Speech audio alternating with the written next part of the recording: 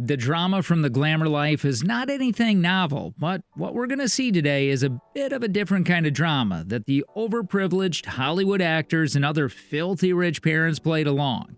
Yeah, it is the ugly college admission scandal. Back in 2019, federal prosecutors accused top CEOs, two Hollywood actresses, and other parents of taking part in an audacious scheme to get their children into elite universities through fraud, bribes, and lies. Yeah, that's a topic we're going to be taking a look at in today's video. The scandalous college admission procedures that some of these parents did for their children to enable them to secure admission to elite schools. Now, you all need to take a look at these fraudulent acts that they did to snatch the spot. Statutory warning, it's gonna be disgusting and absolutely crazy. To begin with, a total of 51 people have been charged in the scheme, the biggest college admission case ever prosecuted by the Justice Department. Yeah, it's a humongous number of 51 carelessly rich people wanting to spoil their children even more. So they all jumped on this scandal bandwagon. Wow, what a better way to spoil the kids. Well, all the parents, please take no notes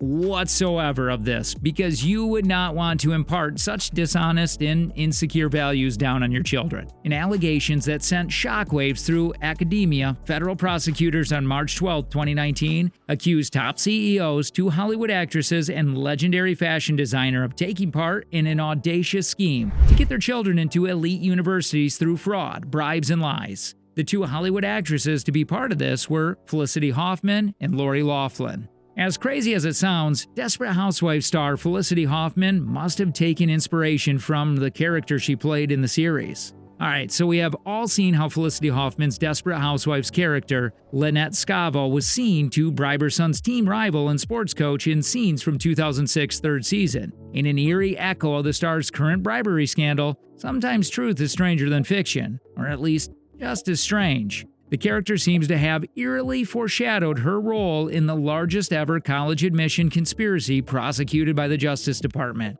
And like it was the 51st episode of the show, Lynette refused to let her son Parker quit baseball despite his lack of skill. So she bribes the star's pitcher to slow down his shots, and is later forced to bribe the coach with new bats for the team.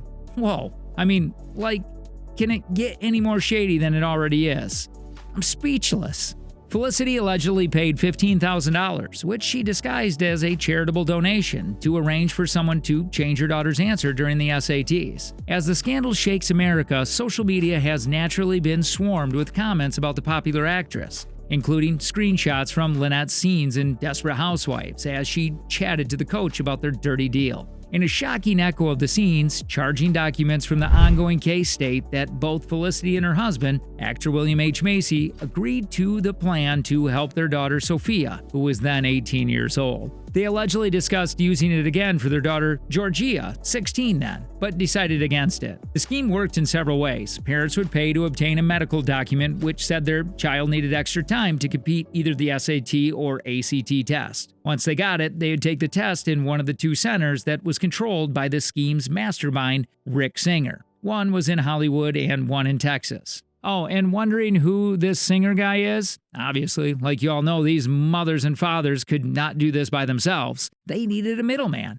And so at this point of desperate necessity comes in the savior / fraudster, William Rick Singer. Well, he did all the middleman work, such as getting their children phony athletic credentials or higher test scores. William Rick Singer, who owns the admissions company called the Edge College and Career Network, was the backbone of this scam scheme. He was charged with money laundering, obstruction of justice, racketeering, and conspiracy to defraud the United States. Singer, who cooperated with authorities in the investigation, pleaded guilty to the charges in Boston. Prosecutors allege that Singer instructed parents to donate funds to a fake charity he had established as part of the scheme. Most of the parents paid at least $200,000, but some spent up to $6.5 million to guarantee their children admission to top universities. Meanwhile, Lori Loughlin, who was also indicted in the college bribery case, had a similarly eyebrow-raising TV show plot that also involved twin sons. During Season 6 episode of Full House titled Be True to Your Preschool, Loughlin's character, Becky Casopoulos, took the moral high road after her husband, Jesse, played by John Stamos, lied to get their twin boys into a prestigious preschool. God, what in the sarcasm is this? My lord! Lori, honey, you should have stayed true to your character, just like Felicity Huffman did. Well, because in this case, we would have had one less influential, corrupt person on the planet. Am I right? According to the U.S. Attorney's Office in Boston, Laughlin and her husband, Massimo Giannulli, allegedly agreed in July 2016 to pay bribes totaling $500,000 in exchange for getting their two daughters, Isabella and Olivia, into the University of Southern California as purported crew athletes, even though neither participated in the sport. The 19-year-old Olivia is a social media influencer who's known as Olivia Jade to her 2 million subscribers on her YouTube channel. She created a stir over her comments on heading to college in one of the videos she posted last summer, where she said, "I do want the experience of game days, partying, and I don't really care about school." Well, Olivia ended up apologizing to her followers, saying she's grateful for her education. That's very sus, to be honest. What do you think, guys? While both women have pleaded guilty in the case, their sentences are vastly different, with Laughlin's 6 weeks longer than Hoffman's.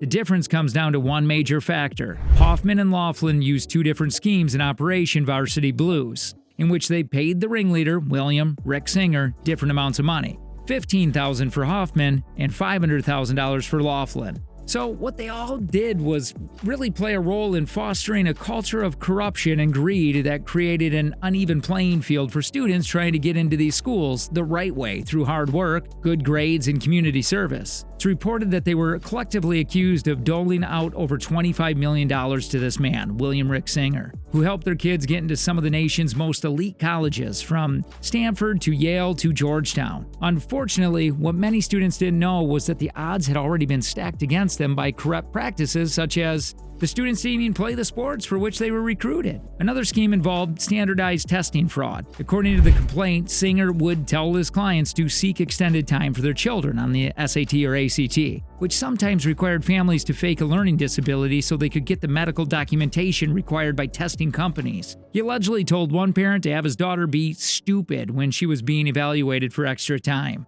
Singer also allegedly told families to invent a family event, such as a wedding, to have their child's testing center moved to one of the two facilities he controlled: a public school in Houston and a private college preparatory school in West Hollywood, California. At those centers, he told clients the administrators were willing to accept bribes. Sometimes families pushed the boundaries even further. When the son of Jane Buckingham, the CEO of a boutique marketing firm in Los Angeles, couldn't make it to Houston because he had tonsillitis, Singer arranged for someone to take the test for him, and for the boy to take an at-home test so he wouldn't get suspicious. In one instance, former Yale women's soccer coach Rudolph Meredith allegedly accepted a $400,000 bribe to falsely recruit a student, despite the fact that he knew the student did not play competitive soccer. In total, officials said the student's parents paid $1.2 million in bribes. These parents are a catalog of wealth and privilege, who knowingly conspired to help their children cheat or buy their children's admission to elite schools through fraud. Just remember that, for every student admitted through fraud,